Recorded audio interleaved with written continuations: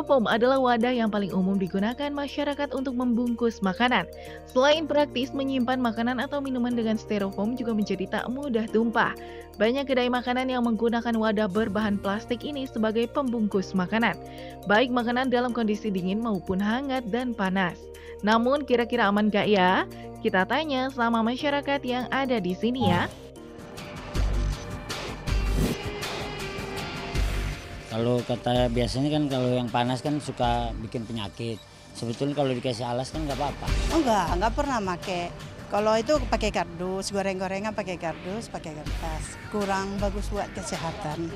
Kurang tahu tapi begitu kata pembeli itu jangan pakai styrofoam Bu gitu. Lebih baik pakai kardus aja. Nah, dikasih daun pisang, pakai kertas gitu ya. Kita mengikuti sesuai dengan selera pembeli. Meski membungkus makanan dengan styrofoam terlihat lebih praktis, tapi hati-hati ya, katanya justru dengan membungkus makanan dengan styrofoam bisa menyebabkan sejumlah ancaman kesehatan. Benarkah? Biar nggak penasaran, kita bahas fakta dan mitosnya yuk bersama Dr. Shirley Moningke berikut ini. Fakta mitos pertama, styrofoam lebih aman digunakan sebagai pembungkus makanan dibandingkan kantong plastik. Itu adalah mitos, karena baik styrofoam ataupun plastik, apabila digunakan dengan bahan yang aman, maka dua-duanya itu aman untuk digunakan untuk makanan. Badan POM mengatakan bahwa di dalam styrofoam itu kandungannya setelah diteliti dia kurang dari 5.000 part per million atau 5.000 bagian dalam 1 juta. Dan itu masih aman untuk digunakan sebagai wadah makanan. Styrofoam sudah banyak digunakan oleh penjual makanan di pinggir jalan, mulai dari seblak sampai bubur ayam.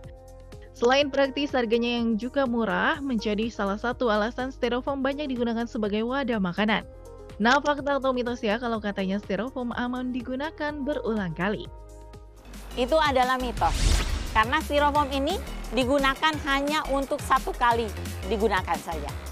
Tidak boleh digunakan berulang-ulang. Mengapa tidak boleh digunakan berulang-ulang? Karena bahan ini kalau kita raba, ini kan gak licin. Sehingga apabila digunakan menyimpan makanan, dia pasti akan ada sisa-sisa makanan yang masih ada. Nah, sisa-sisa makanan ini apabila digunakan ulang, ini sudah nanti akan bercampur dengan bahan yang berasal dari styrofoam ini.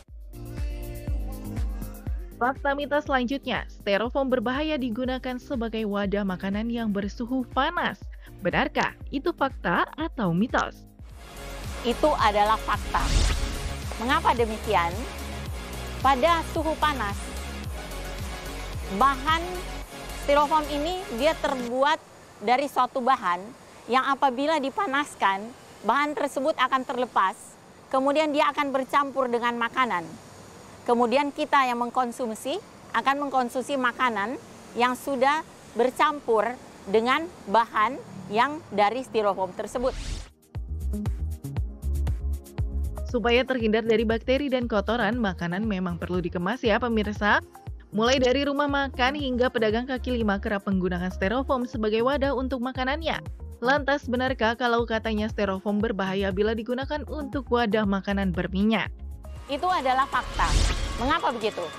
Jadi, bahan makanan yang mengandung minyak seperti ini, itu nanti minyaknya itu akan menyebabkan bahan stiren yang berasal dari styrofoam itu akan keluar dan dia bercampur dengan bahan makanan tersebut. Nah, bahan makanan ini nanti kemudian kita konsumsi. Nah, hal ini, bahan stiren itu adalah salah satu bahan yang adalah bahan yang disebut karsinogen atau dapat memicu terjadinya kanker. Sakit kepala menjadi salah satu jenis sakit yang sering dialami oleh orang yang kurang tidur. Padatnya aktivitas tak jarang membuat sebagian orang harus mengurangi waktu tidurnya. Selain itu, masyarakat juga berpendapat kalau penggunaan styrofoam dapat menyebabkan sakit kepala. Benarkah? Itu adalah fakta apabila yang pertama, bahan makanan yang ditaruh di dalam styrofoam itu adalah bahan makanan panas, bahan makanan yang berminyak. kemudian bahan makanan yang asam, atau diletak makanan ini ditaruh di styrofoam ini terlalu lama. Itu maka akan menyebabkan gangguan atau penyakit dalam tubuh. Apalagi nantinya stiren tadi dia tidak dapat dikeluarkan oleh tubuh. Dia nanti akan terjadi penumpukan yang dapat menyebabkan gangguan kesehatan bagi tubuh manusia.